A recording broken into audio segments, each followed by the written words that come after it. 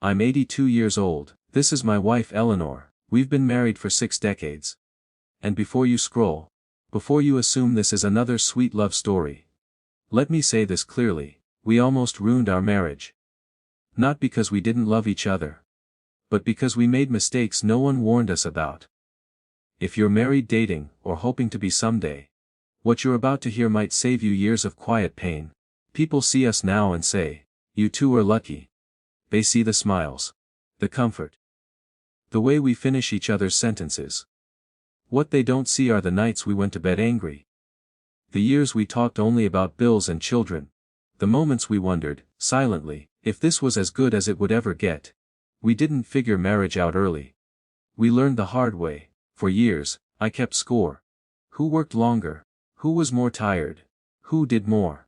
I never said it out loud, but I felt it every time she asked for help. And Eleanor, she had her own invisible list: meals cooked, children raised, sleepless nights survived alone.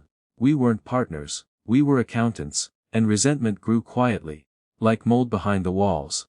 Marriage is not a 50-50 deal, it's 100-100, and some seasons one person gives more while the other barely survives. When illness hit, when work disappeared, when life collapsed, the scoreboard meant nothing. We wasted years counting instead of caring. I've always been relaxed. Eleanor plans everything. I thought she worried too much. She thought I didn't care enough.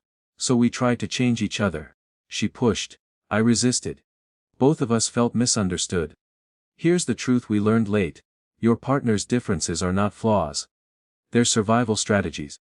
Once we stopped fixing and started respecting, peace finally entered the room. She plans the future. I bring surprise into it. We stopped clashing, and started balancing. Eleanor stayed quiet to keep the peace. But silence doesn't heal, it stores anger. One forgotten errand turned into a full-blown argument about years of neglect. It wasn't about the mistake, it was about months of unspoken hurt. We learned this lesson painfully: say the uncomfortable thing early. Say it gently. Say it honestly. Small conversations prevent big explosions. Somewhere after raising kids and surviving careers, we stopped choosing each other. We talked only about tasks. We ate in front of screens. We stopped asking real questions. We didn't fall out of love. We drifted.